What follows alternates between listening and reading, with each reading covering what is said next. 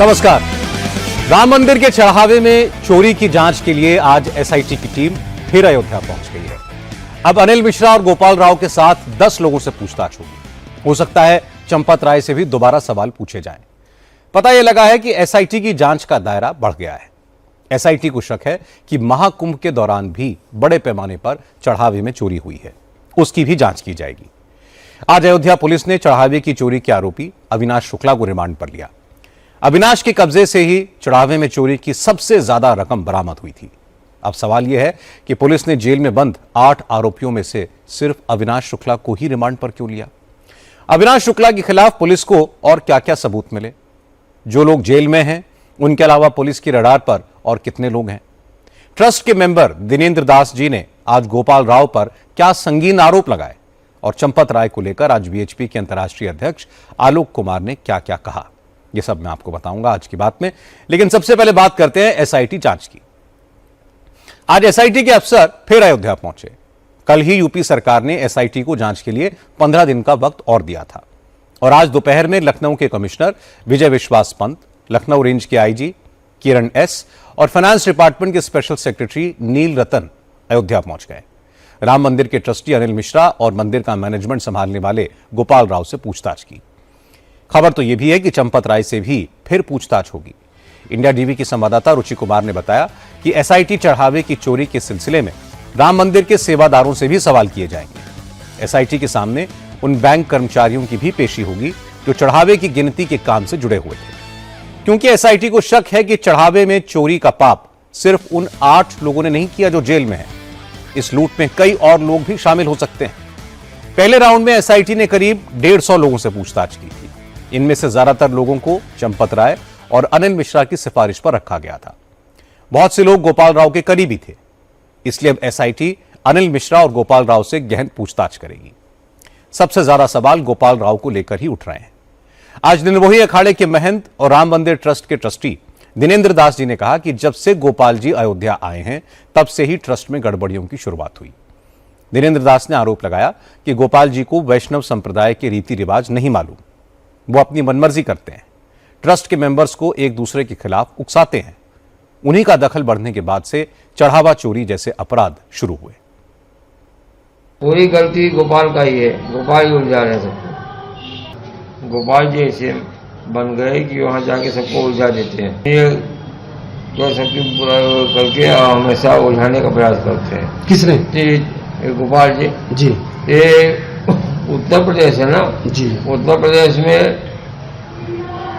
हमारे ट्रस्टी राम की परंपरा मान रहे हैं। जी। गोपाल जी राम की परंपरा भी नहीं मानते। वो तो हम कहे देखे कि आदेश में जो घंटा बजाया जाता है वो भी इधर उधर कर दिए हैं। जो वैष्णव संप्रदाय की परंपरा है उसको भी अलग कर दिए हैं। जी। जहाँ राम राव विराजमान जो पूजा उनकी परंपरा को बनाए रखना जरूरी है ना। जी। तो गोपाल जी वो परंपरा भी नहीं मान रहे हैं।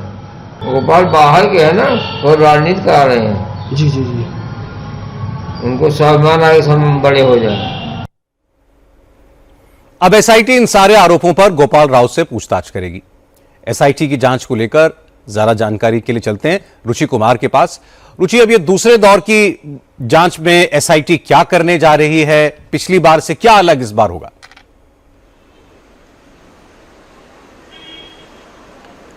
एसआईटी वहां पहुंची है क्योंकि ये तो बिल्कुल साफ है, जैसा सौरभ अभी आपने बताया, कि ये सिर्फ मामला 8 लोगों तक सीमित नहीं है कि जो चढ़ावे की चोरी हुई वो सिर्फ इन 8 लोगों ने नहीं की। दूसरी चीज, ये जो 8 लोग पकड़े गए हैं ये 45 दिन की सीसीटीवी फुटेज के आधार पे पकड़े गए हैं कि उसमें वो दिखे हैं ये 8 कि ये चोरी कर रहे थे। लेकिन 45 दिन का सिर्फ मामला नहीं है, और मामला है। और ये भी कहा जा रहा है कि जो मंदिर है उसमें जिस तरह से लोगों को रखा गया, सिफारिशी लोगों को रखा गया। अब आप देखेंगे पूरी, आप लिस्ट देखेंगे जो लोग पकड़े गए, इसमें आप 5 लोगों को देखेंगे तो वो सब सिफारिश पे रखे गए हैं, डॉक्टर अनिल मिश्रा या चंपत राय के। ये आरोप लग रहे हैं कि जो 5 रखे गए सिफारिश पे उनसे रिश्वत ली गई। तो जब एसआईटी ने जब 150 लोगों से पूछताछ की और 150 लोगों में से ज़्यादातर लोगों ने चंपत राय, डॉक्टर अनिल मिश्रा और गोपाल राव का नाम लिया, अब पहले राउंड में चंपत राय ने तो बहुत सारे जवाब दिए एसआईटी को, लेकिन अनिल मिश्रा क्योंकि पहले तो थे नहीं, वो अपनी आँख का इलाज कराने चले गए थे जैसे ही मामला शुरू हुआ, फिर आए तो उन्होंने बहुत कोऑपरेट नहीं किया। अब पूरे मामले में अनिल मिश्रा का नाम बहुत ज़्यादा आ रहा है। और महाकुंभ के दौरान क्योंकि मंदिर में बहुत श्रद्धालु आए, जो सरकारी आंकड़े कहते हैं कि 45 दिनों में 13 करोड़ श्रद्धालुओं ने दर्शन किए। अब आप एक अंदाज़ा लगा लीजिए, आप सिर्फ 10-10 रुपया मानिए कि हर श्रद्धालु ने 10 रुपया दिया। हमने मान लिया कि मंदिर के ट्रस्ट के लोग कह रहे हैं कि बहुत सारे ऐसे लोग आते हैं जो ज़्यादा चढ़ावा नहीं चढ़ाते, वो सिक्कों में चढ़ावा चढ़ाते हैं, तो भी तो 130 करोड़ हो गया। तो वो 130 करोड़ रुपया ट्रस्ट में जमा हुआ कि नहीं हुआ, ये सारी पूछताछ हो रही है। और अनिल मिश्रा बहुत ज़्यादा शक के दायरे में है, तो लिहाजा अब एसआईटी पहुंची है आज करीब दोपहर 2:15 बजे, और 2:35 से डॉक्टर अनिल मिश्रा से पूछताछ हो रही है, उनका बयान दर्ज किया जा रहा है। गोपाल राव वहाँ बगल के कमरे में बैठाए गए हैं। आज चंपत राय वहाँ जो ट्रस्ट के ऑफिस में वो जहाँ रहते हैं वहीं पर हैं, लेकिन ये कहा जा रहा है कि अब एसआईटी जो बाकी सेवादार हैं जिन पर शक है या चंपत राय से फिर बयान दर्ज कराएगी, अनिल मिश्रा से तो हो ही रहा है, तो जांच बहुत ज़्यादा बढ़ गई है।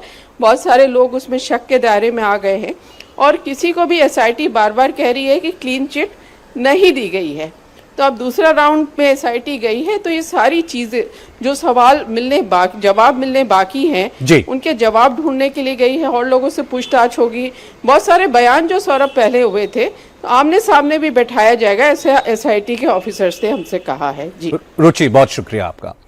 रुचि बता रही थी कि अनिल मिश्रा से पूछताछ चल रही है, गोपाल राव को बगल के कमरे में बैठाया गया है, मतलब गोपाल राव से आज रात ही पूछताछ होगी। एसआईटी की रिपोर्ट के आधार पर राम मंदिर ट्रस्ट की तरफ से एफआईआर दर्ज करवाई जा चुकी है, इसलिए अब पुलिस की जांच भी तेजी से चल रही है। आज फैजाबाद की एंटी करप्शन कोर्ट ने एक आरोपी अविनाश शुक्ला को 24 घंटे के लिए अयोध्या पुलिस के रिमांड पर दे दिया। पुलिस ने अदालत को बताया कि जांच में कई नए फैक्ट सामने आए हैं। अविनाश शुक्ला को सामने बैठाकर पूछताछ जरूरी है। जांच अधिकारी आशुतोष मिश्रा ने 2 दिन पहले जेल में जाकर अविनाश शुक्ला से पूछताछ की थी, जिसके बाद उसकी रिमांड लेने की अर्जी लगाई गई है। अविनाश शुक्ला के पास चढ़ावे में चोरी का करीब 21 लाख रुपया कैश मिला था। इसके अलावा $1121 और कुछ गहने मिले थे। अविनाश शुक्ला अपने भाई अभिषेक शुक्ला के साथ अयोध्या के ही एक योग सेंटर में रहता था। अब पुलिस अविनाश शुक्ला को रिमांड पर लेकर चढ़ावा चोरी की कड़ियां जोड़ना चाहती है। अविनाश शुक्ला प्रतापगढ़ जिले के नरियावा बाबूपुर गांव का रहने वाला है। उसके पिता किसान हैं, उनके पास 14 बीघे खेत हैं। अविनाश शुक्ला कुल 5 भाई हैं, जिनमें से 2 खेती करते हैं, 1 डिस्पेंसरी चलाता है। उसका एक भाई अभिषेक शुक्ला टीचर है, अयोध्या में ही रहता था। अविनाश शुक्ला भी 2025 में अयोध्या आ गया। उसे राम मंदिर में चढ़ावे की काउंटिंग का काम मिल गया। राम मंदिर में चढ़ावा गिनने का काम शुरू करने के बाद अविनाश शुक्ला का रहन सहन ही बदल गया। पहले गांव में उसका परिवार एक पुराने कच्चे घर में रहता था, लेकिन हाल ही में उसके परिवार का गांव में एक नया घर बना है। घर में कुछ दिन पहले तक फिनिशिंग का काम चल रहा था। अविनाश की गिरफ्तारी के बाद से काम बंद है। उसके परिवार वाले भी कैमरे पर आकर कुछ भी कहने को तैयार नहीं है।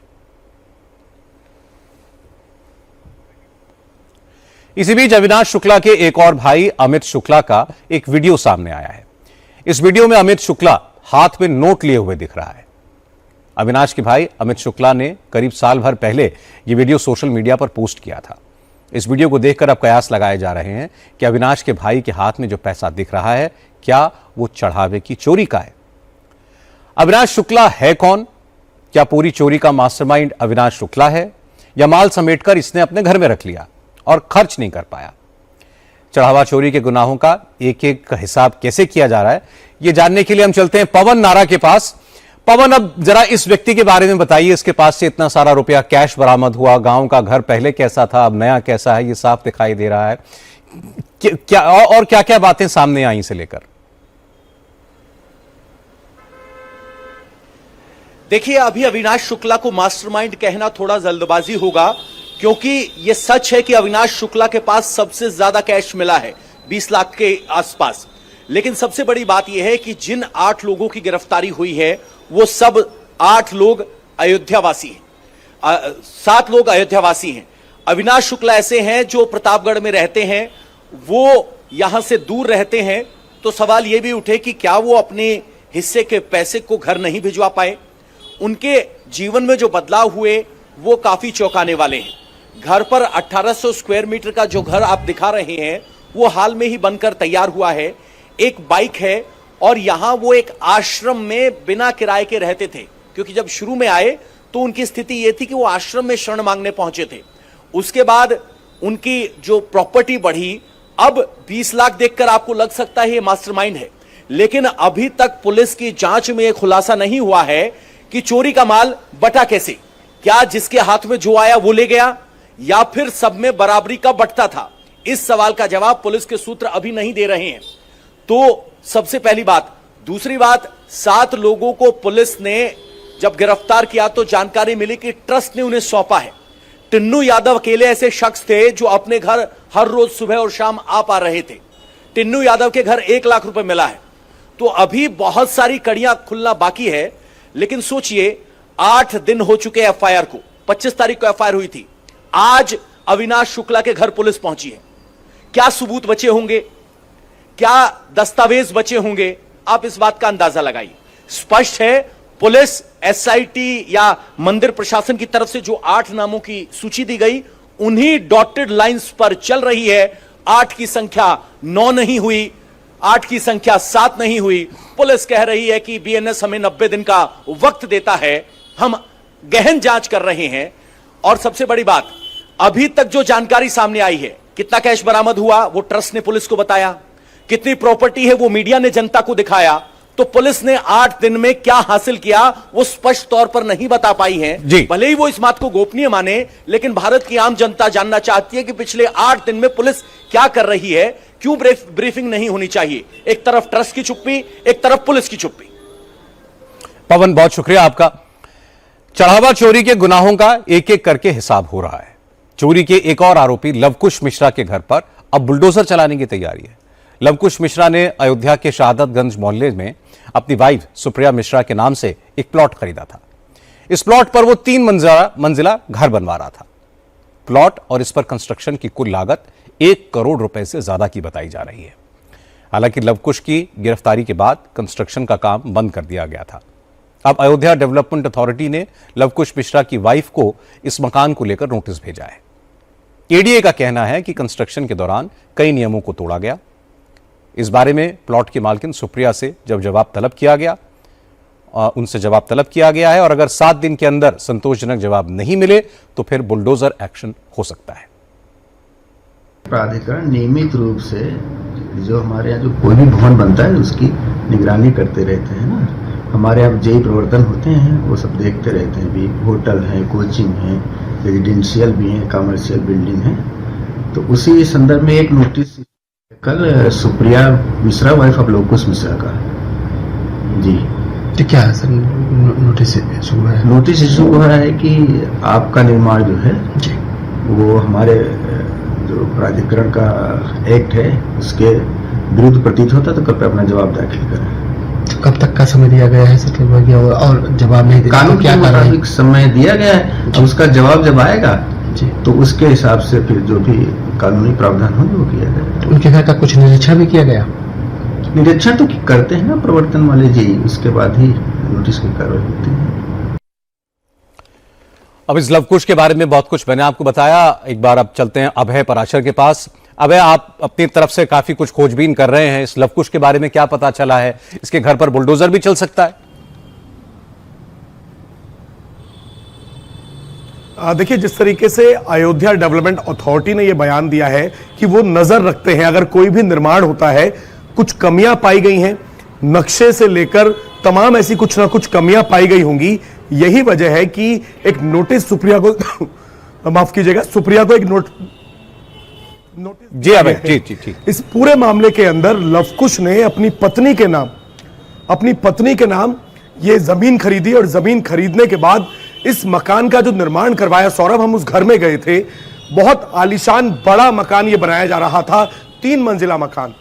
इस मकान में कुछ ना कुछ ऐसी कमियां हैं कि आपने ना तो अथॉरिटी से नक्शा पास कराया और अगर ये जमीन खरीदी तो जिस तरीके के आरोप लग रहे हैं कि लवकुश अपनी पत्नी के अकाउंट में लगातार 2 लाख रुपए हर महीने जमा कर रहा था। लवकुश का जो बैकग्राउंड है वो एक मैकेनिक का बैकग्राउंड है, लेकिन 6 मार्च 2025 को कुछ एक्स्ट्रा लोगों को रखा गया और रखने के बाद 1 साल के अंदर उन लोगों ने इतना पैसा कमाया, इतना पैसा मंदिर ट्रस्ट के अंदर से जो उनके पास आता था चोरी का पैसा, उससे हर महीने अपनी पत्नी के अकाउंट में लगातार वो पैसा जमा करता रहा। यही नहीं, इस मकान को खरीदने के लिए जिस पैसे का इस्तेमाल किया गया वो भी चंदा चोरी का ही फिलहाल शुरुआत में पुलिस को लग रहा है। यही वजह है कि पुलिस ने जितने भी यहां पर बैंक है, खास तौर पर बैंक ऑफ बड़ौदा को जो नोटिस दिया था उसमें यह मांग की थी कि 3 ऐसे आरोपी हैं जिनके खिलाफ यह पूरा मामला चल रहा है। सुप्रिया को लेकर भी पुलिस ने बैंक अकाउंट्स की डिटेल मांगी थी। हालांकि अयोध्या के अंदर जो बैंक ऑफ बड़ौदा बैंक है वहां पर सुप्रिया का खाता नहीं था, यह जानकारी उन्होंने दी। किसी दूसरी ब्रांच में सुप्रिया का खाता है।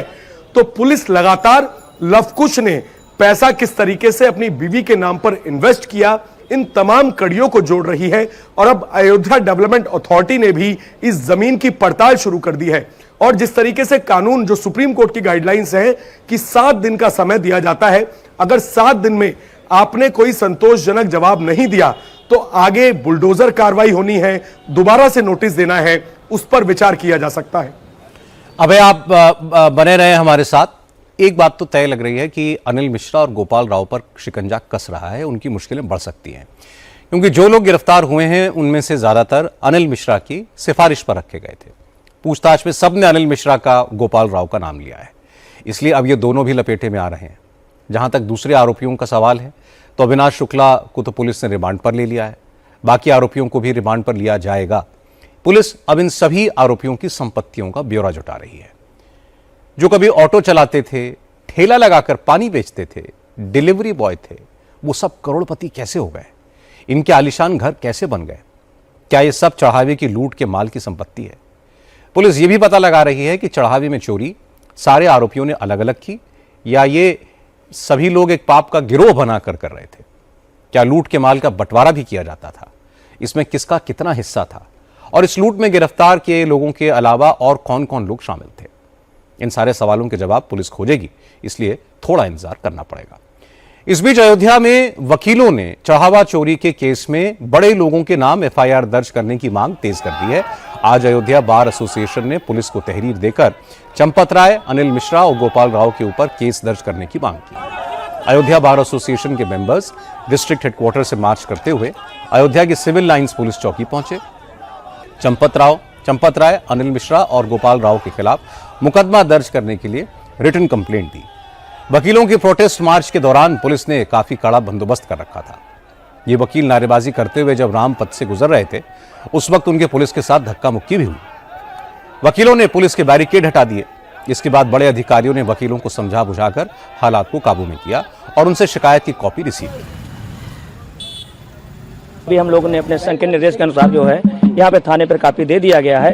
कापी की उन्होंने एक अपनी जो जन सुनवाई की पर्ची होती है, उन्होंने पर्ची भी दे दिया। तहरीर हमारी यहाँ पेंडिंग है। अभी उन्होंने कहा बताया कि हम अभी जीडी को कायमी पे रख करके आपको जीडी की कापी देंगे। हम ये बातें हुई हैं। अब तो एफआईआर दर्ज करें ना करें उनकी मर्जी है, नहीं करेंगे हम आगे अपनी कार्रवाई करेंगे। आगे क्या कार्रवाई करेंगे? अब एसएसपी साहब को प्रार्थना पत्र देंगे नियमों के अनुसार। नहीं करेंगे तो हम कोर्ट में जाएंगे। उम्मीद है कि ये एफआईआर ही दर्ज कर लेंगे। वकीलों ने आरोप लगाया कि चंपत राय ही चढ़ावा चोरी के असली मास्टरमाइंड है।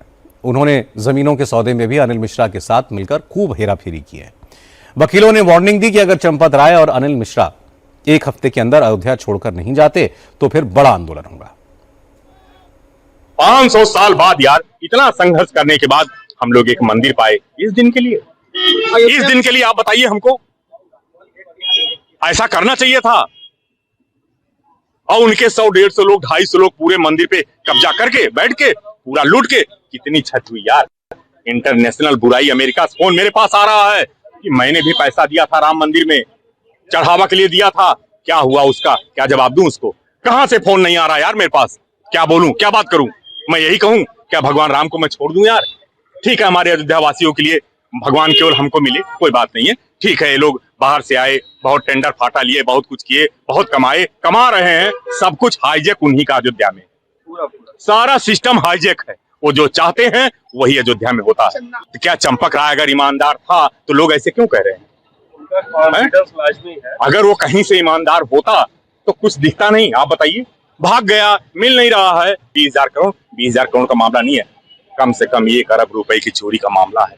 आप बिलीव नहीं करेंगे। क्या मांग कर रहे हैं? मांग क्या कर रहे हैं?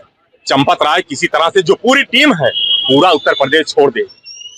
अगर जिंदा रहना है पहले तो योगी के चरणों में गिर जाए और उसके बाद 1-1 रुपया वापस कर दे और यहाँ से वो लोग यूपी छोड़ के चले जाएं। वो भी 1 सप्ताह के लिए मैं उनको टाइम देता हूँ। चंपत राय और अनिल मिश्रा पर उंगली इसलिए भी उठ रही है क्योंकि अयोध्या में राम मंदिर मैनेजमेंट इन्हीं लोगों के हाथ में था। जांच एजेंसियों को शक है कि चढ़ावे में चोरी महाकुंभ के दौरान भी हुई। पिछले साल महाकुंभ के दौरान अयोध्या में राम भक्तों की भीड़ उमड़ने लगी, चढ़ावा बढ़ने लगा, गिनती के लिए लोग कम पड़ने लगे।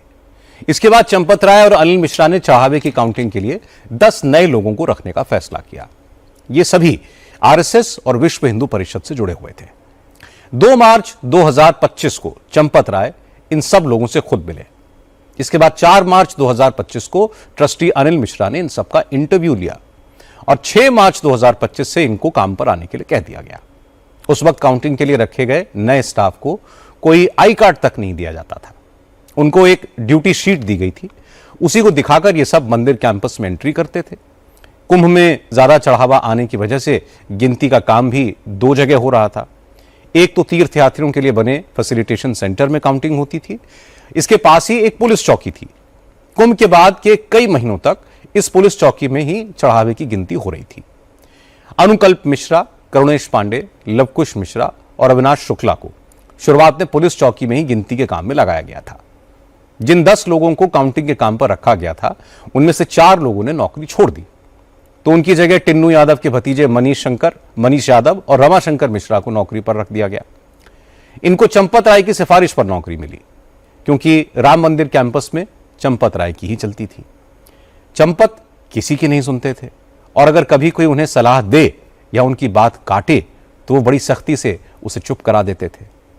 चढ़ावे में चोरी का खुलासा होने के बाद तो चंपत राय एकांतवास में चले गए हैं, उनका कोई बयान नहीं आया।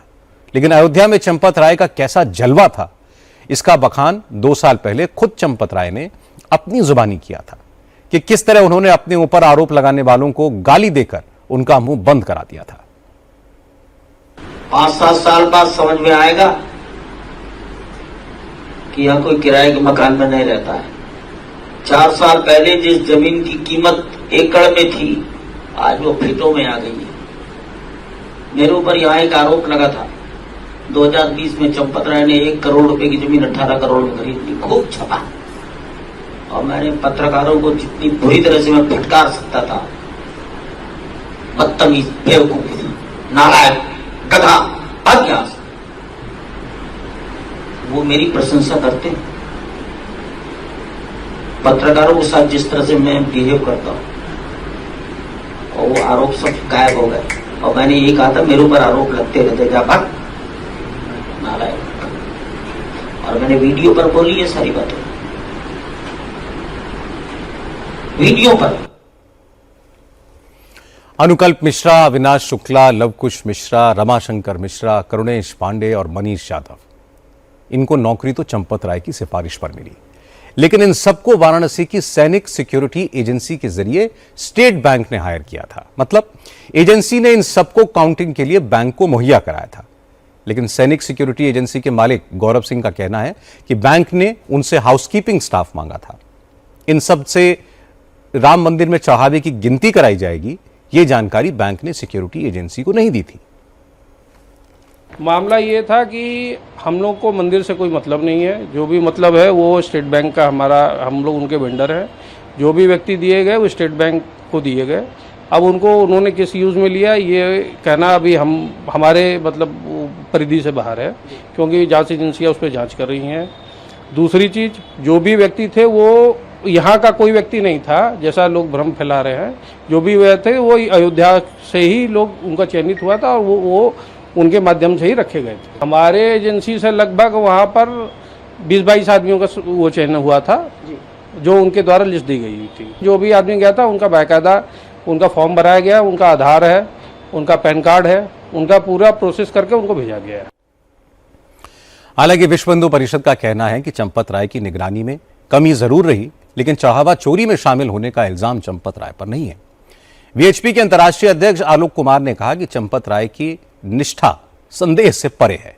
उन्होंने इस्तीफा दे दिया। अब ट्रस्ट की मीटिंग में भविष्य की रणनीति पर फैसला होगा। किसी ने यह नहीं कहा और ये सच होगा भी नहीं कि चंपत जी ने किसी को कहा कि तुम ऐसा करो या किसी से उसका पैसा लिया या उनकी जानकारी थी। ये तो आरोप भी नहीं है उनके ऊपर। अधिक से अधिक आरोप अनदेखी का है। पूरी जांच हो रही है और ये मजेदार बात है। किसी की पत्नी इन्वॉल्व होती है कि साहब ये जो लेते थे पत्नी के पास जमा करते थे, बेटा इन्वॉल्व होता है, भाई इन्वॉल्व होता है, तब तो समझ में आता है कि परिवार के साथ मिलके वो लूट कर रहा होगा। अब चंपत जी तो प्रचारक हो गए, ना पत्नी है, ना भाई है, ना कोई और है। भाई है माने पर वहां नहीं है। तो उनका ड्राइवर, अब उसके पास चाबियां रहती थी कि नहीं, ये जांच का विषय रहती थी। तो क्या उसने उसका दुरुपयोग किया? मान लो किया, क्या चंपत जी को जानकारी हुई? तो यक्ष प्रश्न तो चंपत जी के बारे में है, क्या चंपत जी को जानकारी हुई? और इसलिए मुझे लगता है कि हमें जांच पूरी होने का इंतजार करना चाहिए। अब 6 जुलाई को ट्रस्ट की मीटिंग होगी। ट्रस्ट में चंपत राय और अनिल मिश्रा के इस्तीफे पर फैसला होगा। लेकिन चढ़ावे में चोरी के मामले में ट्रस्ट के मेंबर्स का क्या विचार है, इसके बारे में वीएचपी और आरएसएस के बड़े नेता क्या सोचते हैं, इस पर बात करने के लिए हम चलते हैं इंडिया टीवी की सीनियर एडिटर मीनाक्षी जोशी के पास। मीनाक्षी, अब 6 जुलाई की मीटिंग में इन दोनों का इस्तीफा मंजूर कर लिया जाएगा, ये तो सभी लोग बता रहे हैं। अब इसके बाद इनकी क्या भूमिका हो सकती है, आपको क्या पता चला?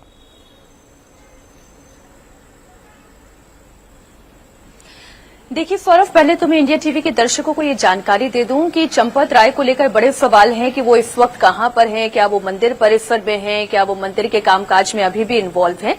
तो मेरी जानकारी के मुताबिक चंपत राय अयोध्या में ही हैं।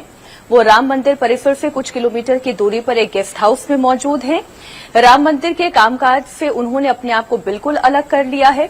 एसआईटी की पूछताछ हो या पुलिस को जानकारी देनी हो, पुलिस या पूछताछ हो, उसमें वो अपनी तरफ से पूरा सहयोग दे रहे हैं। अब रही बात कि चंपत राय का क्या होगा, उनका इस्तीफा मंजूर हो जाएगा, इसमें कोई दो राय नहीं है।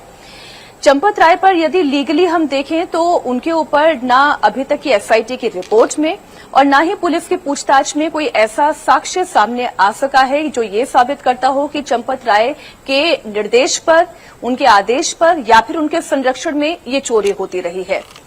तो इसलिए ये तो कहा जा सकता है कि सीधे तौर पर चंपत राय की भूमिका चोरी से जुड़ी हुई नहीं है। लेकिन एक आरोप जो उनके ऊपर गंभीर है वो ये कि अनियमितताएं हो रही थी। बार बार ट्रस्ट के मेंबर्स के द्वारा उन्हें कहा जा रहा था कि आप स्टैंडर्ड ऑपरेटिंग प्रोसीजर का पालन करें। उनसे ये कहा जा रहा था कि रिपोर्ट एंड कंट्रोल सिस्टम की भूमिका को सुनिश्चित किया जाए, लेकिन इसके बावजूद ट्रस्ट की ही बातों को उन्होंने इग्नोर कर दिया। तो ये जरूर एक लापरवाही उनकी तरफ से बढ़ती गई। लेकिन जो मेरी बातचीत हो रही है और जो जानकारी मुझे अयोध्या से और ट्रस्ट के सदस्यों के जरिए ही मिल पा रही है और जो भी चंपत राय को बहुत नजदीक से जानते हैं वो ये बात जानते हैं कि वो सेवानिष्ठ हैं, लेकिन उनके अंदर एरोगेंस बहुत ज्यादा है। वो बहुत अहंकारी हैं, वो किसी की बात सुनते नहीं। कोई अगर उन्हें सलाह देता है तो वो इसे इग्नोर कर देते हैं। अगर ज्यादा उन पर दबाव डालने की कोशिश होती है तो वो फट पड़ते हैं। बहुत गुस्सैल हैं, अक्खड़ स्वभाव के हैं।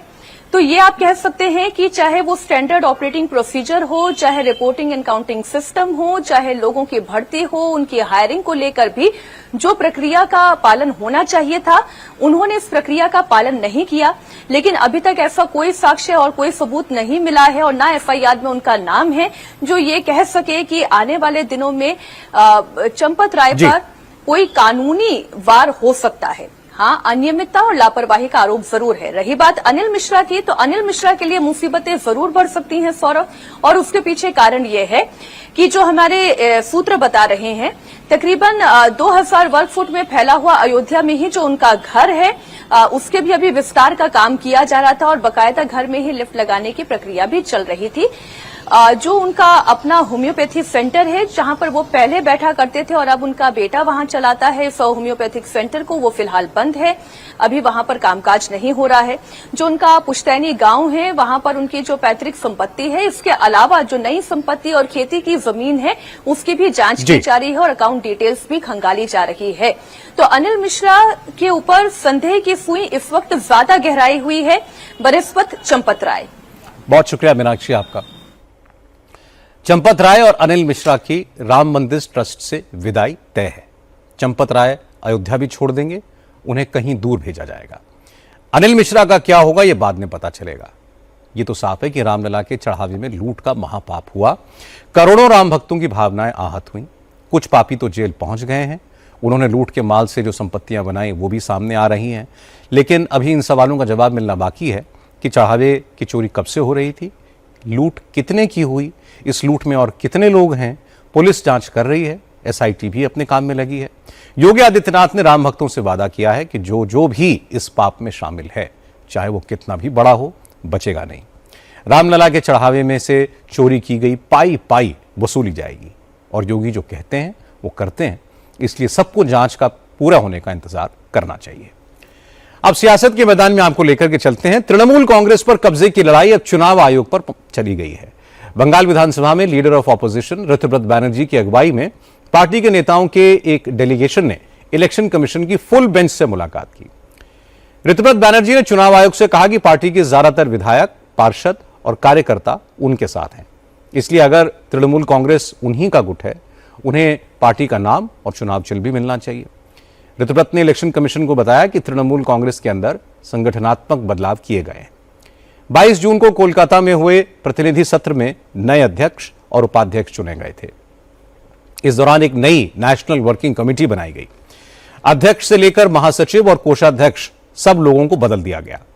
नए पद और नए दस्तखतों के साथ ऋतुव्रत बैनर्जी ने चुनाव आयोग से कहा कि उनका गुट ही असल तृणमूल कांग्रेस है। 80 में से 65 विधायक उनके साथ हैं। इसके अलावा अगर पार्षद और जिला संगठन के लोगों को मिला दिया जाए तो पार्टी के 2/3 से ज्यादा लोग उनके सपोर्ट में हैं। ऐसे में उनके ग्रुप को ही असली तृणमूल कांग्रेस के तौर पर मान्यता दी जानी चाहिए। चुनाव आयोग ने अब तृणमूल कांग्रेस के दोनों खेमों को लेटर लिखकर 6 जुलाई शाम 5:30 बजे तक अपने अपने दावों के समर्थन में दस्तावेज जमा करने को कहा है। हम लोग ऑल इंडिया तृणमूल कांग्रेस है, मेजॉरिटी 2/3 से भी ज्यादा majority MLAs are with us, corporators are with us, municipality का जो काउंसिलर्स है हम लोगों के साथ है, जिला परिषद का मेंबर, जिला परिषद का अध्यक्ष, ये लोग हमारे साथ है। तो मांग का कोई सवाल नहीं है, यही प्रोसेस है। जब भी कोई पार्टी का कोई ऐसा सेशन होता है, कॉन्फ्रेंस होता है, कांग्रेस होता है, तो यही सिस्टम है, तो तुरंत इलेक्शन कमीशन को इत्तला करना चाहिए। तो 22 तारीख हम लोग मिले, 23 तारीख ही हम लोग यहाँ हमारा रिप्रेजेंटेशन भेज के जमा किए थे हमारा चिट्ठी, और तभी ये उन लोगों से गुजारिश किए थे कि पूरी बेंच अगर हम लोगों को एक अपॉइंटमेंट देगा बहुत बढ़िया होगा। तो हम लोग शुक्रगुजार है, पूरी बेंच हम लोगों से मिले हैं और मिलने के बाद हम लोग अपना बात रखे हैं और उम्मीद करते हैं जल्द से जल्द election commission they have said they will examine and will get back to us. Ritabrata Banerjee ने आज ये भी बताया कि वो ममता बनर्जी से अलग क्यों हो रहे हैं। उन्होंने कहा कि तृणमूल का मतलब ग्रास रूट होता है। तृणमूल कांग्रेस पहले ग्रास रूट वर्कर्स की पार्टी थी, लेकिन अब जमीनी कार्यकर्ताओं की जगह वंशवाद ने, इंडिविजुअल कल्ट ने ले ली है। ऋतुव्रत बैनर्जी ने कहा कि बंगाल की जनता इसे पसंद नहीं करती। तृणमूल कांग्रेस के कार्यकर्ता भी नाराज हैं, इसलिए अब वो तृणमूल कांग्रेस पर दावा कर रहे हैं। पार्टी अब व्यक्ति पूजा से नहीं, कलेक्टिव लीडरशिप से चलेगी। बंगाल का पॉलिटिक्स का जहां तक सवाल है, वहां परिवारवाद का कोई, बंगाल का आवाम परिवारवाद को समर्थन नहीं करता है। तो ये लड़ाई इंडिविजुअल कल्ट के खिलाफ है, तानाशाही के खिलाफ है, परिवारवाद के खिलाफ है। और जो लोग, अगर कोई लोग ये बाली चोरी किए हैं, बाली का सिंडिकेट चलाए हैं, कोयला का सिंडिकेट चलाए हैं, डोलोमाइट का सिंडिकेट चलाए हैं, कैटल का सिंडिकेट चलाए हैं, तो इन लोगों के खिलाफ कार्रवाई होना चाहिए, कार्रवाई होना जरूरी है। ये बंगाल का आवाम का भी इतने जो भारी मत तृणमूल कांग्रेस के खिलाफ है, ये तो करप्शन के खिलाफ भी मत है। तो हम लोग, जो लोग यहाँ पर है और जो लोग नहीं है, हम सब एक कलेक्टिव में बिलोंग करते हैं। यहाँ कोई इंडिविजुअल का सवाल नहीं है। जो हम लोग बोल रहे हैं, हो सकता है मैं बोल रहा हूं, मगर ये कलेक्टिव डिसीजन के तहत ही बोल रहे हैं। लेकिन ममता बनर्जी के करीबी नेताओं ने विरोधी गुट के दावों को बेबुनियाद बताया। तृणमूल कांग्रेस की राज्यसभा सांसद सागरिका घोष ने आज चुनाव आयोग से मिले लीडर्स को टटपुंजिया नेता बताया। उन्होंने इस बात पर भी आपत्ति जताई कि चुनाव आयोग ने, फुल बेंच ने इन नेताओं से मुलाकात क्यों की। सागरिका घोष के मुताबिक चुनाव आयोग से किसी पार्टी के डेजिग्नेटेड सिग्नेटरीज, मतलब अधिकृत प्रतिनिधि ही मुलाकात कर सकते हैं, लेकिन इलेक्शन कमीशन ने जिस तरह इन नेताओं को मिलने के लिए बुलाया, उससे जाहिर है कि चुनाव आयोग अमित शाह के इशारे पर काम कर रहा है। आज हमने देखा है कि एक टुटफुटिया झुंड, जो पता नहीं कहां से आ गए हैं ये लोग, एक यहां से आए हैं, वहां से आए हैं, टुटफुटिया झुंड, एक लीडर हैं जो पार्टी से एक्सपेल हो चुके हैं, ये टुटफुटिया झुंड जाकर के चुनाव आयोग का जो फुल बेंच है, इनके साथ मुलाकात की है। तो हम पूछना चाह रहे हैं कि ईसी के अपने नियम के अनुसार सिर्फ अधिकृत प्रतिनिधि मिल सकते हैं, मुलाकात कर सकते हैं चुनाव आयोग के फुल बेंच के साथ। तो ये टुटफुटिया झुंड जो नोवोटेल होटल में बना हुआ है, कोई यहां वहां से लोग आकर के एक झुंड बनाए हैं, ये झुंड कैसे इनके साथ चुनाव आयोग का फुल बेंच किस बुनियाद से इस चुटफुटिया झुंड के साथ मुलाकात की है। तो हम ये पूछना चाहते हैं, और जाहिर है, साफ है कि ये बीजेपी की साजिश है, अमित शाह की साजिश है, और ये चुनाव आयोग अमित शाह के इशारे पे ही काम कर रहा है। खास बात यह है कि इस मामले में कांग्रेस के सीनियर लीडर अधीर रंजन चौधरी भी ममता बनर्जी के साथ हैं। अधीर रंजन चौधरी ने कहा कि इन नेताओं ने जिस थाली में खाया उसी में छेद कर रहे हैं। ये लोग ममता दीदी की मेहनत से नेता बने, विधायक बने, लेकिन आज उन्हीं के साथ गद्दारी कर रहे हैं। ये टीएमसी पार्टी की दया से ये लोग नुमाइंदे बने, तो टीएमसी पार्टी की दान लेकर जब नुमाइंदे बने तो वो कैसे संस्था के सर पे बैठ सकते हैं। इन्हीं की दान लेकर तो बनी हो, तो ये खुद को मजाक की पात्र बना रहे हैं, हास्यास्पद कर रहे हैं। और देखिए दूसरी चीज, चूहे को अगर हम चाहे शेर बनाएं और जितने भी हवा डाले, शेर तो कभी नहीं बनते। पता नहीं चुनाव आयोग क्या करेगा फैसला लेकिन बंगाल में ये सारे हंसी मजाक हो रहा है ये चीज को लेकर, इसका कुछ नहीं है। सारे बेकार आदमी हैं ये सारे, दया की भीख मांगते हुए, दलाली करते हुए, चमचेबाजी करते हुए ये सारे नेता बने, नुमाइंदे बने, और जिसकी दया से तुम बने उसको खाने की कोशिश कर रहे हो। ऋतव्रत भले ही तृणमूल कांग्रेस और चुनाव चिन्ह पर दावा करें, लेकिन वो तृणमूल कांग्रेस पर कब्जा कर पाएंगे ये आसान नहीं है। ये मामला एकनाथ शिंदे के केस से अलग है। ममता बनर्जी पुरानी नेता हैं, नियम कानून जानती हैं, पार्टी की फाउंडर हैं, उन्हें मालूम है कि पार्टी को कैसे बचाना है। इसलिए जैसे ही ऋतव्रत बनर्जी ने बगावत की, ममता ने उन्हें तुरंत पार्टी से निकाल दिया। इसके बाद पार्टी को दोबारा रिस्ट्रक्चर कर दिया। इसकी जानकारी तुरंत इलेक्शन कमीशन को भी दे दी। इसलिए ममता के करीबी नेताओं को पूरा यकीन है कि ऋतव्रत बनर्जी कुछ भी कर लें, पार्टी पर कब्जा उनका नहीं हो पाएगा। अब बात पंजाब की। पंजाब में चुनाव से पहले कांग्रेस में अंदरूनी झगड़ा शुरू हो गया है। चंडीगढ़ से कांग्रेस के सांसद मनीष तिवारी ने सार्वजनिक तौर पर नाराजगी जाहिर की है। मनीष तिवारी ने सोशल मीडिया पर लिखा कि है बड़ा कोई अवगुण उसमें जिसे कोई हुनर आवे। इसके आगे मनीष तिवारी ने लिखा कि काश उनके पास कुछ व्यक्तियों और संस्थाओं की असुरक्षा की दवा होती। अपना दर्द जाहिर करते हुए मनीष तिवारी ने लिखा कि पिछले 45 साल में कांग्रेस ने उन्हें बहुत कुछ दिया है, लेकिन उन्होंने भी अपनी जिंदगी पार्टी में खपा दी, अपनी जवानी पार्टी की सेवा में लगा दी। लेकिन अब जो होना है वो होकर रहेगा। दरअसल पार्टी से मनीष तिवारी की निराशा की वजह पंजाब कांग्रेस का पुनर्गठन है, जिसमें उन्हें कोई जगह नहीं मिली। पंजाब में चुनाव से पहले कांग्रेस ने अपनी स्टेट यूनिट को रिस्ट्रक्चर किया है। अमरिंदर सिंह राजा वड़िंग प्रदेश अध्यक्ष और प्रताप सिंह बाजवा को नेता प्रतिपक्ष के पद पर बरकरार रखा गया है। पूर्व मुख्यमंत्री चरणजीत सिंह चन्नी को चुनाव प्रचार समिति का चेयरमैन बना दिया गया है।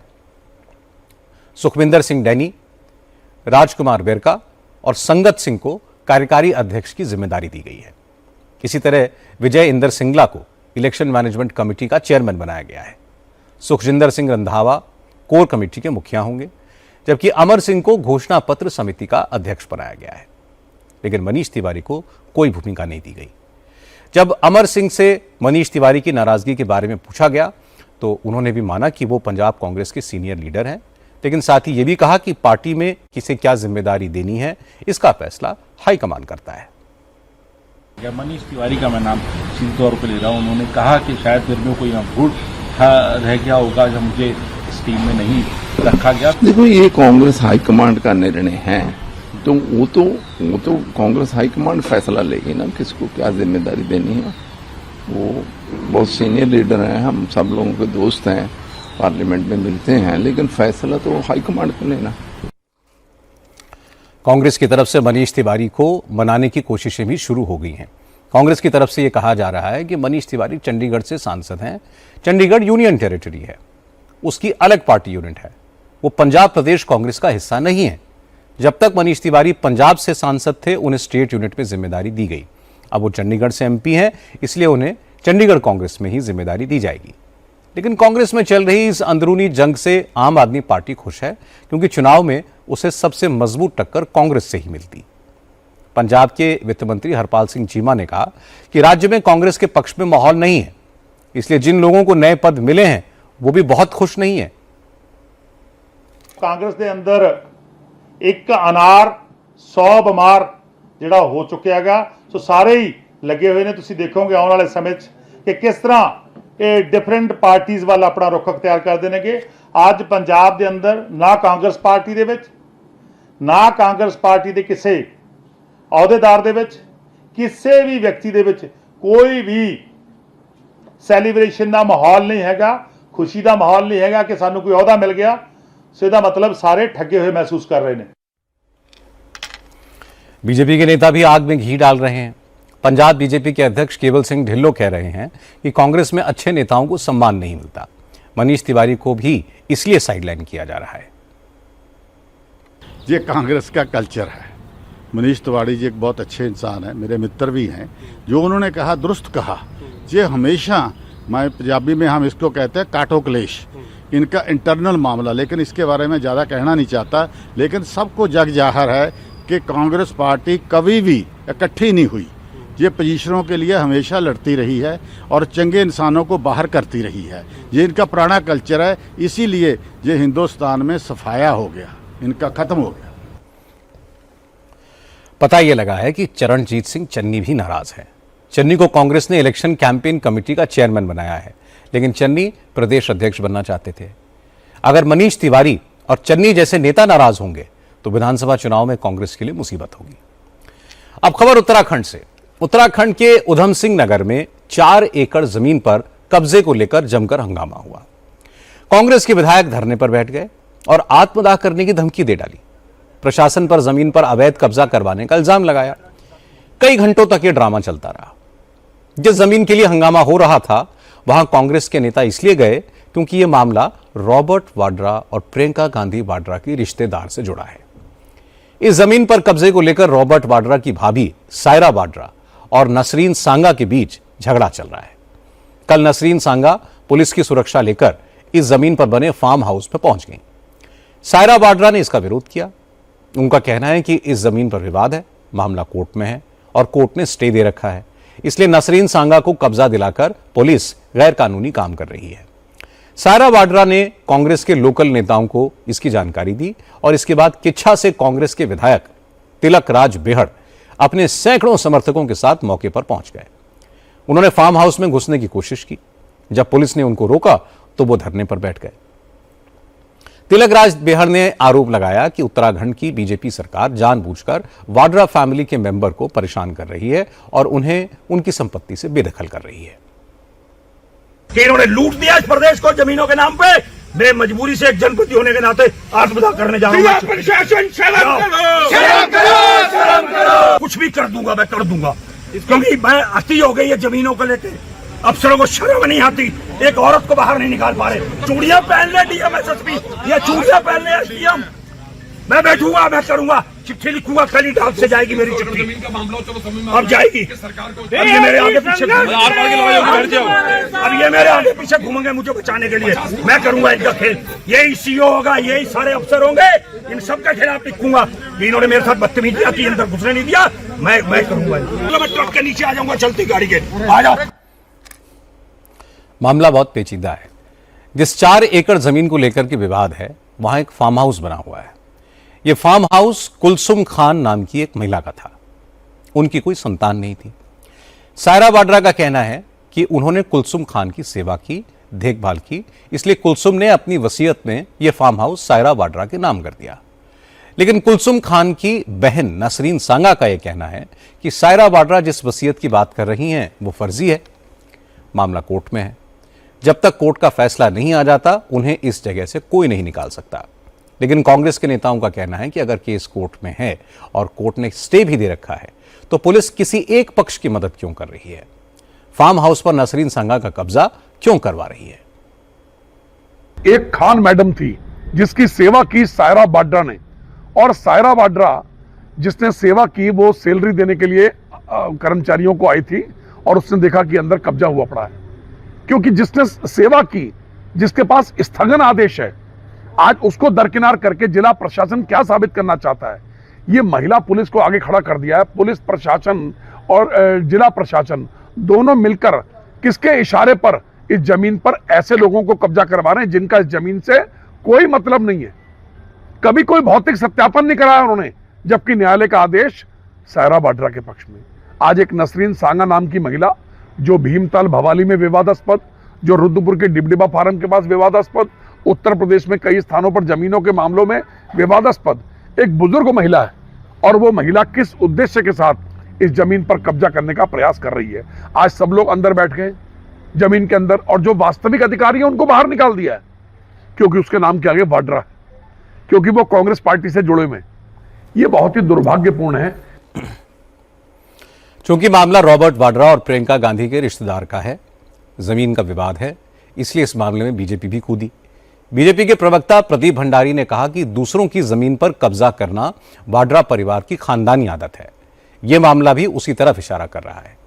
प्रदीप भंडारी ने कहा कि वैसे तो कांग्रेस मुस्लिम प्रेमी होने का दावा करती है, लेकिन आज प्रियंका गांधी के रिश्तेदार के लिए एक मुसलमान महिला को उन्हीं की प्रॉपर्टी से हटाया जा रहा है। ये गांधी वाड्रा परिवार का असली काम लोगों की जमीनों को हड़पना और एक गांधी वाड्रा मॉडल के तहत उनकी जमीन को हड़पना, जिसमें वो जमीनों पर कब्जा करते हैं और जमीनों को कब्जा करने के बाद में अपनी प्रॉपर्टी में इजाफा करते हैं। उत्तराखंड के अंदर 4 एकड़ की भूमि है खान फार्म एस्टेट नाम से। ये किच्चा उधम सिंह नगर में आती है। अब अगर इस भूमि की आप ओरिजिनल लैंड डीड निकाल कर देखेंगे तो ये ओरिजिनल लैंड डीड एक लेट कुलसुम खान के नाम पे है। अब इस लैंड पे उनकी बहन, जिसकी उम्र इस वक्त 90 साल की है, नसरीन खान रहती है। अब सोचिए, गांधी वाड्रा परिवार जो अपने आप को मुसलमानों का हितैषी बताता है, ये किस तरीके से किसी की जमीन को नहीं छोड़ते। उस पर सायरा वाड्रा, जो प्रियंका वाड्रा की सिस्टर इन लॉ है, मतलब प्रियंका वाड्रा और रॉबर्ट वाड्रा के परिवार से आती है, ये सायरा वाड्रा इस भूमि के ऊपर कब्जा करने का प्रयास कर रही है। अब जब ये लैंड डील सेटल्ड है और ये एक सिविल डिस्प्यूट है और जब ये गांधी वाड्रा परिवार को समझ में आ गया कि लीगल रूट से इस 4 एकड़ की भूमि पे सायरा वाड्रा कब्जा नहीं कर सकती, तो सायरा वाड्रा फ्रंट है, पीछे प्रियंका वाड्रा है और रॉबर्ट वाड्रा है। अब आप पूछेंगे कैसे आप ये कह रहे हैं? मैं ऐसे इसलिए कह रहा हूं क्योंकि कल ही रात को कांग्रेस पार्टी के किच्छा के विधायक तिलक राज बेहड़, तो अगर आप तिलक राज बेहड़ को देखेंगे, ध्यान से देखेंगे, ये प्रियंका वाड्रा के काफी करीबी है और ये प्रियंका वाड्रा के करीबी तिलक राज बेहड़ कल देर रात को 100 लोगों के साथ में उस भूमि पे जाते हैं और उस भूमि पर जो 90 वर्षीय नसरीन खान है उसको धमकाते हैं और ये धमकी देकर जाते हैं कि अगर नसरीन खान ने वो प्रॉपर्टी खाली नहीं करी तो उसको जान से मार दिया जाएगा। फिलहाल इस फार्म हाउस में नसरीन सांगा अपनी बहू और घर के दूसरे सदस्यों के साथ रह रही हैं। नसरीन और उनकी बहू ने कहा कि कांग्रेस के विधायक की तरफ से उन्हें जान से मारने की धमकी दी जा रही है और अगर उन्हें कुछ भी होता है तो कांग्रेस के नेता ही जिम्मेदार होंगे। हम नसरीन खान सांगा बोल रहे हैं अपने फार्म हाउस से। हम और हमारी बहू यहाँ अकेले बैठे हैं और बाहर गेट के हमारे तिलक राज बेहड़ और वाड्रा और सेवा सिंह और कौन सिकंदर आलम, इन्होंने साजिश लगा रखी है कि ये फार्म जो है इसका कब्जा 150 लोगों को लेके धरने पे बैठे हुए हैं। हमें इनसे आज रात को और हमेशा के लिए जान का खतरा है। अगर मेरी और मेरी सासू माँ को रात को कुछ भी होता है तो इसके जिम्मेदार तिलक राज बेहड़ जी और पुकी वाड्रा जी होंगे। लेकिन सायरा वाड्रा ने कहा कि वसीयत में साफ लिखा है कि यह फार्म हाउस उनका है। वो हमेशा से इस फार्म हाउस की देखभाल भी करती हैं, कर्मचारियों को सैलरी भी वही देती हैं, लेकिन अब जमीन पर जबरदस्ती कब्जा किया जा रहा है। विवाद तो इन लोगों ने बना दिया है। एक्चुअली ये फार्म हाउस जो है मेरी बुआ जी का है और उन्होंने मुझे वसीयत में, मुझे और अपने कज़न ब्रदर को वसीयत में दिया है, सिकंदर आलम खान और मैं सायरा वाड्रा। हम लोग को इन्होंने वसीयत में, मेरी बुआ जी ने 2024 में हमें विल किया था। उन्होंने शादी नहीं करी थी तो उनकी कोई बच्चे वगैरह नहीं थे, तो हम ही बचपन से उनके साथ रहे हैं और उनकी देखभाल सब हमने ही करी है। तो उन्होंने ये विल हमें करी थी अपनी। इनकी ये जो बहन जो अंदर कब्जा करके आज घुसी हैं, वो कभी हमने इनको यहाँ देखा नहीं है। उनकी डेथ के बाद इनको जैसे खबर मिली अपने गुंडों को लेके, जो ज़्यादातर प्रॉपर्टी डीलर टाइप के, भूमाफिया टाइप के लोग हैं, उनके साथ ये मेरी बुआ जी की डेथ 18 दिसंबर को हुई थी और 19 तारीख को ये अंदर घुस गई थी गुंडों के साथ और मैं दिल्ली वापस चली गई थी। उसके बाद इन्होंने रात में अंदर घुस के बहुत बदतमीजी करी और मतलब यहाँ अंदर घुसे ये लोग कुछ मतलब, और इन्होंने उल्टा फिर हम ही लोगों को कहा कि हम कब्जा कर रहे हैं। हमारे पास ओरिजिनल रजिस्टर्ड विल है मेरे नाम की। कोर्ट से स्टे ऑर्डर भी लिया है, स्टे ऑर्डर हमें मिल चुका है और इनको समन मिल चुके हैं, मगर ये कोर्ट के ऑर्डर का कोई मान नहीं रखा है इन्होंने। प्रॉपर्टी करोड़ों रुपए की है, मामला कोर्ट में है, इसलिए प्रशासन भी इसमें ज्यादा कुछ कर नहीं सकता। हालात को देखते हुए फिलहाल विवादित जमीन पर भारी पुलिस फोर्स तैनात कर दी गई है। दोनों पक्षों को समझाने की कोशिश की जा रही है कि वो कोर्ट के फैसले का इंतजार करें। हमारा कोई निर्णय नहीं था, हम इसमें कोर्ट के रूप में बात नहीं कर रहे थे। हम दोनों पक्षों को आमने सामने बैठा करके बात करा रहे थे। दोनों पक्षों को ये अभिलेख देखने का प्रयास किए। दोनों पक्षों को प्रारंभिक रूप से यह देखने का प्रयास किया कि किसका राइट कहां से बनता है और किसको कहां जाना चाहिए। तो सिविल कोर्ट का मैटर है, सिविल कोर्ट में माननीय सिविल न्यायालयों में मुकदमे चल रहे हैं। एक मामला दाखिल खारिज का भी चल रहा है। अभी वसीयत के आधार पर दाखिल खारिज नहीं हुआ है, केस अभी पेंडिंग है और जो सिविल कोर्ट में मामले चल रहे हैं वो भी फाइनली डिसाइड नहीं है। इसलिए फाइनल चूंकि माननीय न्यायालयों को निर्णय किया जाना है, स्वामित्व का निर्णय माननीय न्यायालयों से होगा, इसलिए मीनवाइल हमारी कोई टिप्पणी हमारी ओर से नहीं है, लेकिन कानून व्यवस्था बनाए रखेंगे, ये हमारी प्रतिबद्धता है। फार्म हाउस पर कब्जा किसका होगा, इसका मालिक कौन है, इसका फैसला अदालत को करना है, लेकिन मामला क्योंकि जमीन का है और रॉबर्ट वाड्रा की भाभी से जुड़ा है, इसलिए इस पर सियासत तो होगी। अब बात बिहार की। लालू प्रसाद यादव और राबड़ी देवी के सरकारी घर और सुरक्षा के मुद्दे पर तेजस्वी यादव और सम्राट चौधरी के बीच जमकर जुबानी जंग हुई। कुछ दिन पहले मुख्यमंत्री सम्राट चौधरी ने कहा था कि एक फैमिली में मां, बेटे, बेटी सबको अलग अलग बंगला चाहिए, सबको सरकारी सुरक्षा चाहिए। यह बिहार में अब नहीं चलेगा। इसलिए आज तेजस्वी ने इसका तीखा जवाब दिया। तेजस्वी ने कहा कि सम्राट चौधरी सिक्योरिटी और बंगला अपने घर से नहीं दे रहे हैं, और रही बात नियम कानून की, तो सम्राट चौधरी ये बताएं कि उपेंद्र कुशवाहा, जीतन राम मांझी, नीतीश कुमार, इनके परिवार को कितनी सिक्योरिटी दी गई है और किस आधार पर दी गई है। सम्राट चौधरी ने भाषण दे रहे, बाप को अलग सिक्योरिटी चाहिए, माँ को अलग चाहिए, बेटा को अलग चाहिए, बेटी को अलग चाहिए। वो अपने घर से दे रहे हैं क्या? हम नेता विरोधी दल नहीं होते तो मिलता।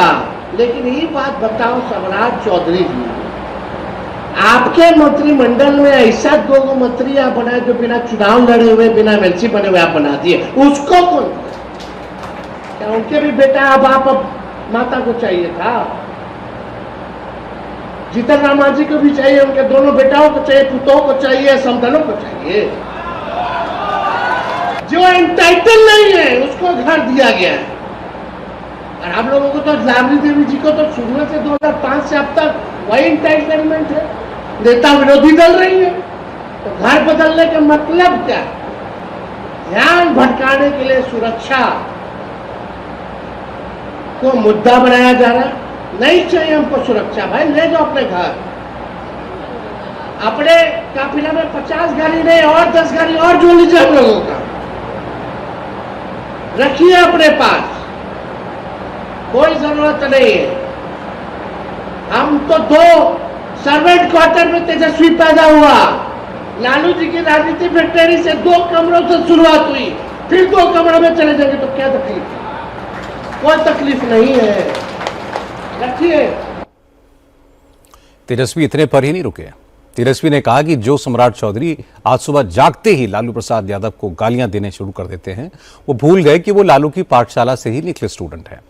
तेजस्वी ने कहा कि सम्राट चौधरी असली भाजपाई तो है नहीं, इसलिए अपनी वफादारी साबित करने के लिए लालू यादव को निशाना बना रहे हैं।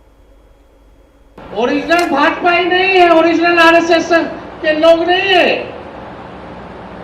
लेकिन आज वहां चले गए हैं, सिलेक्टेड हो गए हैं, तो लालू जी को गड़िया रहे। और लालू जी का ये जी भी नहीं लगाते, नाम से बोल रहे हैं। तो ये तो उनका संस्कार बताता है कि किस संस्कार के। राबड़ी जी के समय वो मंत्री बने, सचेतक बने। लालू जी ने उनके माता को, उनके पिता को, उनको, उनके भाई को, किनको मौका नहीं दिया। लेकिन जो लोग भी लालू जी को आज गाली देते हैं, ये बात वो सोच ले और समझ ले कि लालू जी केवल नाम लालू नहीं है, लालू जी एक विचारधारा है, लालू जी एक विज्ञान है, और राजनीति के वो विश्व यूनिवर्सिटी है, विश्वविद्यालय है। सम्राट चौधरी काहे बोल रहे हैं आपको पता है? काहे इतना गरिया रहे? वो दिखाना चाहते हैं मोदी जी, अमित शाह को कि वो ओरिजिनल भाजपाई हो गए हैं, और कोई बात नहीं है। हरा गमछा का बात कर रहे हैं, अपना पगड़ी संभाल नहीं पाए, जाके मुंडन करा लिए। वो हरा गमछा वालों की बात कर रहा है। तेजस्वी यादव ने कहा कि सम्राट चौधरी लालू परिवार की चिंता छोड़कर प्रदेश की कानून व्यवस्था की चिंता करें। जाति देखकर जो फेक एनकाउंटर हो रहे हैं उसे रोकें। इसके बाद मुख्यमंत्री सम्राट चौधरी ने भी तेजस्वी यादव को जवाब दिया। सतर्कता जागरूकता दिवस के प्रोग्राम में सम्राट चौधरी ने तेजस्वी और लालू का नाम लिए बगैर कहा कि बिहार की जनता का पैसा जिसने भी लूटा, जो बड़े बड़े बंगलों में रहते हैं, वो सब बेऊर जेल जाने के लिए तैयार हैं। अचानक कोई अमीर नहीं हो सकता है, यहाँ कोई शॉर्टकट रास्ता नहीं है। जो हमारी व्यवस्था इस देश में, उस व्यवस्था में कोई भी व्यक्ति अचानक अमीर नहीं हो सकता है। शॉर्टकट वाले के लिए बेऊर ही फिक्स है, दूसरा कोई रास्ता नहीं है। कोई यदि उद्योग करता हो, धंधा करता हो, ये पूरी तरह डिजिटल है, पूरी व्यवस्था कड़ा है। लेकिन कोई सरकार में रहकर, चाहे वो मंत्री हो, विधायक हो या जनप्रतिनिधि हो, या हमारे कोई भी ऑफिसर हो, टॉप से लेकर बॉटम तक यदि आर्थिक अपराध में संलिप्त है तो हर हालत में हमारी सरकार उसके खिलाफ कार्रवाई करेगी, उसको छोड़ा नहीं जा सकता है। बिहार में अपराधी की किसी भी हालत में कोई जरूरत नहीं है। अपराधी के खिलाफ कार्रवाई होते रहेंगे, लेकिन उसी तर्ज पर यदि बिहार में कोई भ्रष्टाचार कर रहा है तो वैसे लोगों के खिलाफ भी हमारे विजिलेंस के लोग, स्पेशल विजिलेंस के लोग और आर्थिक अपराध के लोग सीधा हमला करके कार्रवाई करते रहिए। तेजस्वी यादव बार बार ये बताते हैं कि सम्राट चौधरी का करियर राष्ट्रीय जनता दल से शुरू हुआ था। वो राबड़ी देवी की सरकार में पहली बार मंत्री बने थे। सम्राट चौधरी के पिता भी लालू यादव के करीबी थे, उनकी सरकार में मंत्री थे। ये सारी बातें किसी से छिपी हुई नहीं है, बिहार के लोग ये सब जानते हैं। लेकिन तेजस्वी यादव सम्राट चौधरी को चिढ़ाने के लिए बार बार इन बातों का जिक्र करते हैं और सम्राट चौधरी को ये बातें बुरी भी लगती, इसलिए दोनों के बीच जुबानी जंग थमती नहीं। आज बेंगलुरु से इंसानियत को शर्मसार करने वाली खबर आई।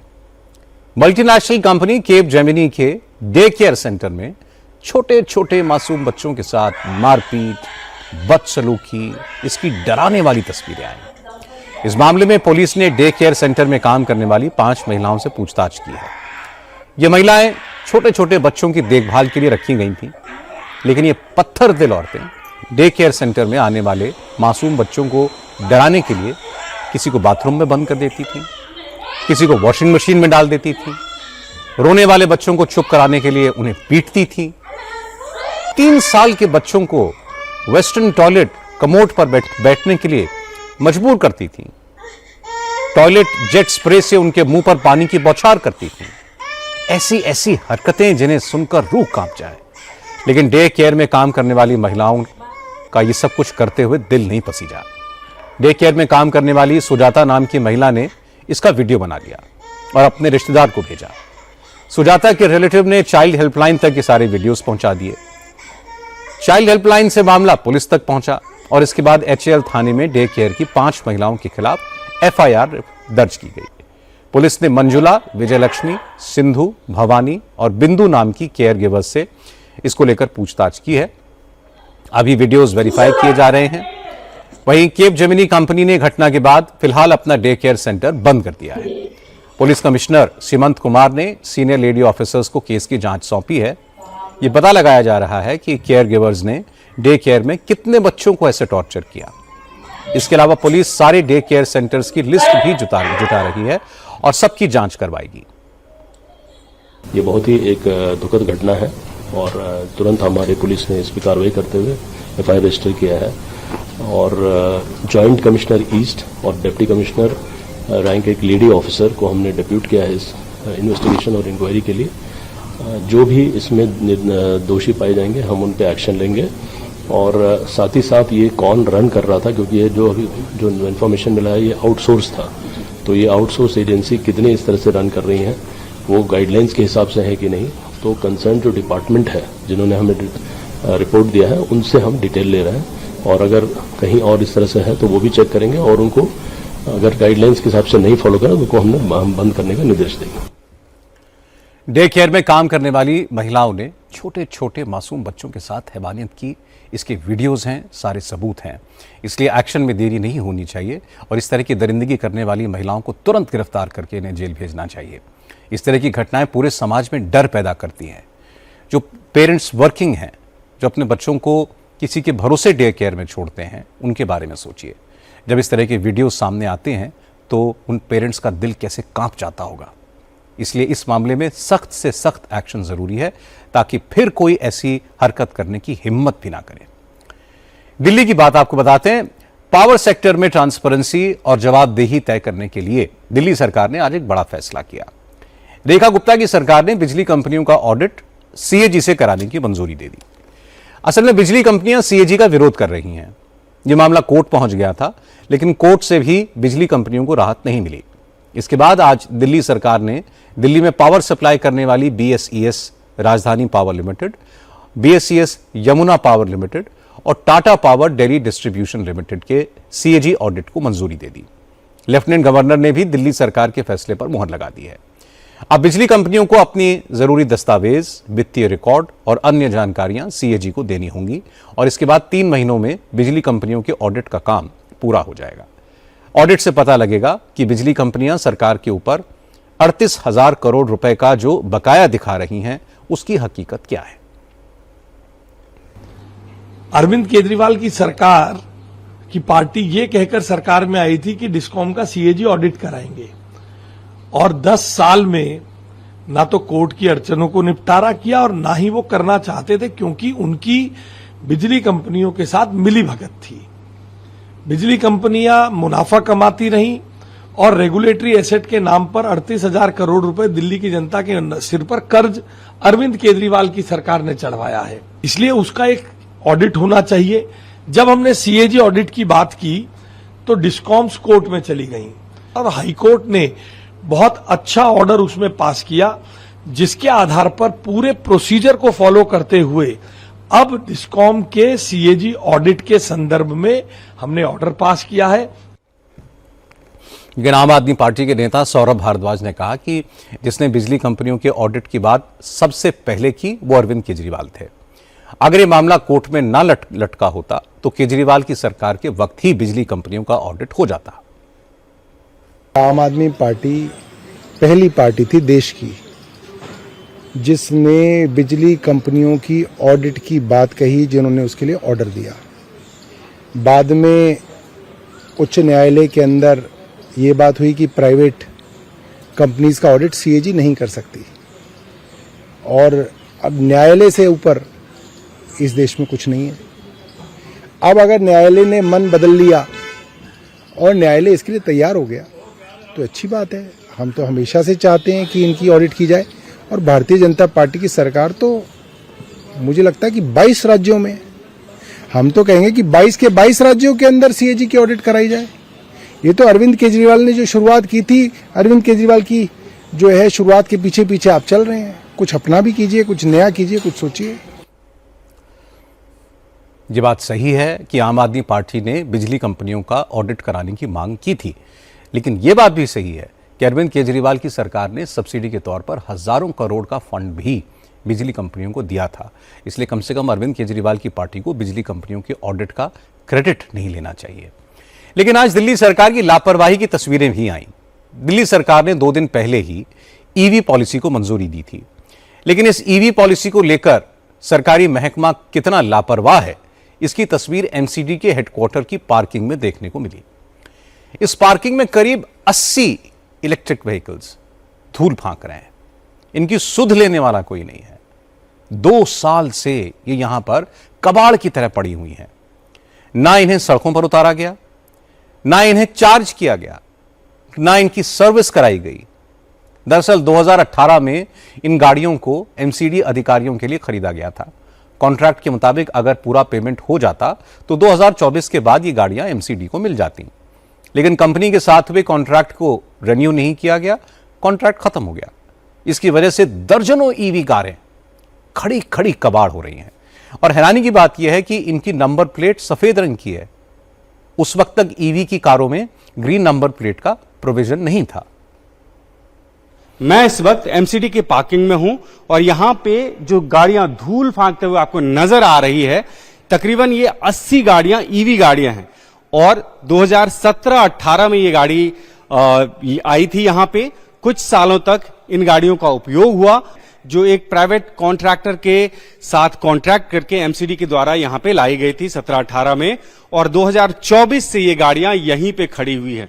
कॉन्ट्रैक्ट ये हुआ था कि प्राइवेट कंपनी को एमसीडी पैसा देगी और जब पैसा पूरा हो जाएगा तो ये तमाम गाड़ियां एमसीडी की हो जाएगी। एमसीडी उसका इस्तेमाल अपने हिसाब से कर रही है, लेकिन पैसे के विवाद को लेके ये तमाम गाड़ियां पिछले 2 साल से धूल फांक रही है। और इसका मतलब ये है कि अगर ईवी गाड़ी कोई 2 साल से अधिक ऐसे खड़ी हो कहीं पे तो उसका फिर यूज नहीं हो सकता है। एक तरह से ये गाड़ियां बेकार हो गई है।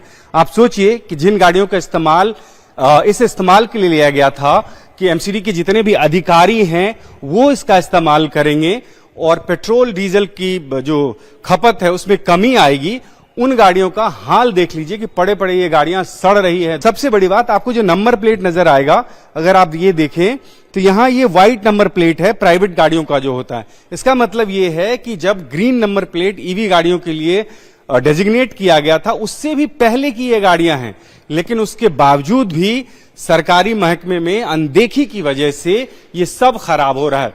आम आदमी पार्टी का ये आरोप है कि भारतीय जनता पार्टी की सरकार है, दिल्ली में भी, एमसीडी में भी 2017-18 में एमसीडी में भी भारतीय जनता पार्टी की सरकार थी, और उनके सरकार के दौरान अगर ईवी गाड़ियों का ये हस्र हुआ था तो आप अंदाजा लगाइए कि नई ईवी पॉलिसी लेके जो आई है सरकार, उसका क्या होने वाला है।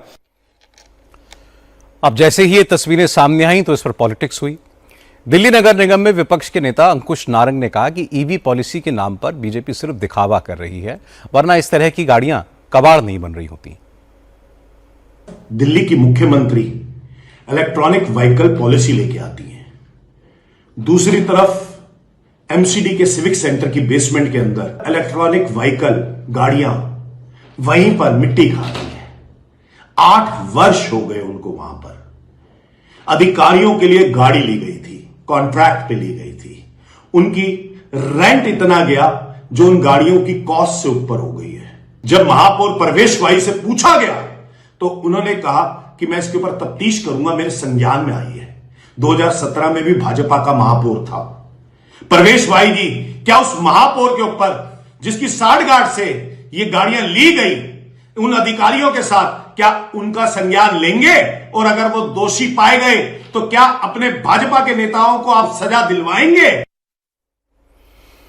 एमसीडी की स्टैंडिंग कमेटी के चेयरमैन ने कहा कि पूरे मामले की जांच की जा रही है कि गड़बड़ी कहां पर हुई और कॉन्ट्रैक्ट को रिन्यू क्यों नहीं किया गया।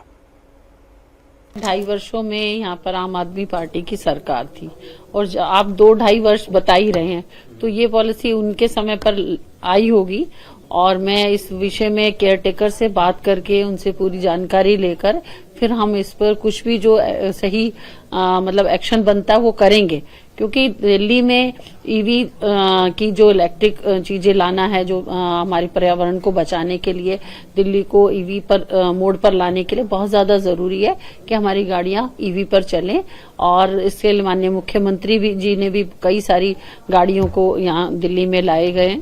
तो हम भी चाहते हैं कि एमसीडी में भी जो गाड़ियां रखी हुई हैं उनका सही से पता चले कि वो किस टेंडर के थ्रू आई हैं, केयरटेकर उसमें क्या जवाबदेही है, किसकी क्या जवाबदेही बनती है, और क्या उसमें कंपनी के क्या उसमें आउटफॉल्स रहे हैं। तो वो एक गड़बड़ है उसमें, तो उसको देखते हुए हम लोग इसकी जांच करेंगे और जल्द ही इस पर कार्रवाई भी करेंगे।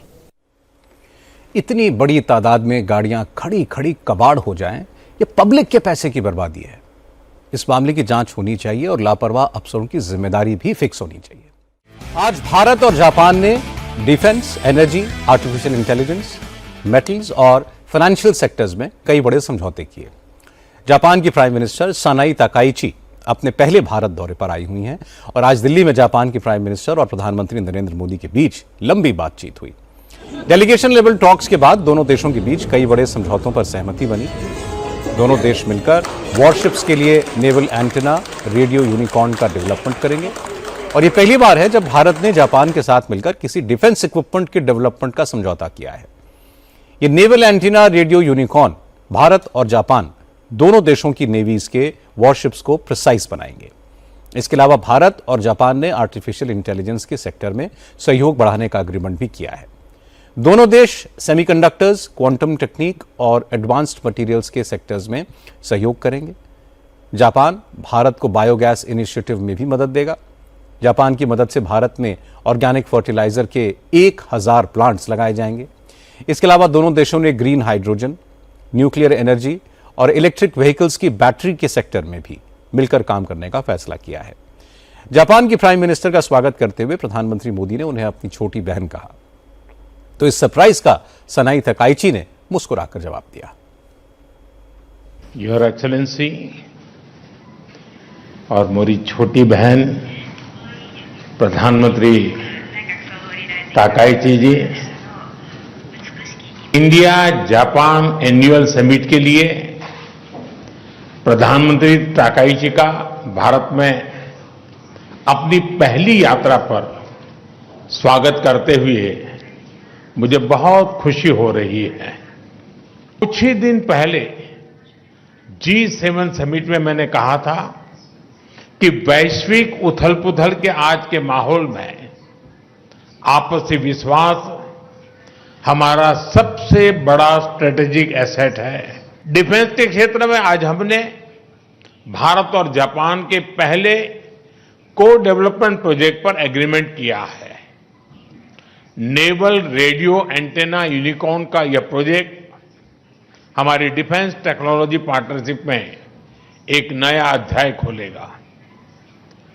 अब हम ऐसी डिफेंस टेक्नोलॉजीज को साथ मिलकर विकसित करेंगे जो रीजनल पीस, मैरीटाइम सिक्योरिटी और रूल बेस्ड ऑर्डर को मजबूत करेगी।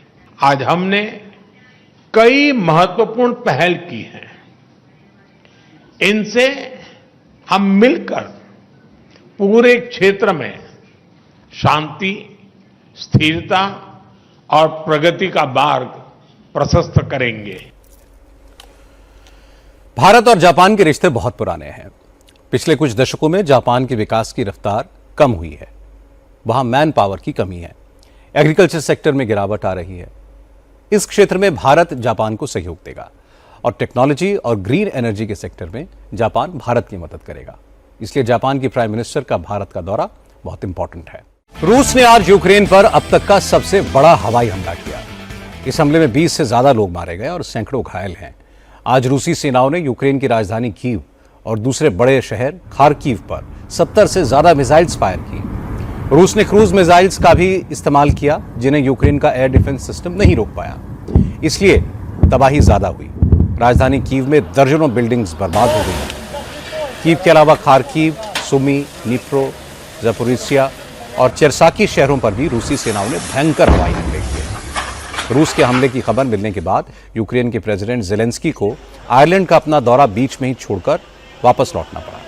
ज़ेलेंस्की ने अमेरिका और यूरोपीय देशों से अपील की है कि रूसी हमले रोकने के लिए यूक्रेन को एयर डिफेंस मिसाइल्स की सप्लाई बढ़ाई जाए।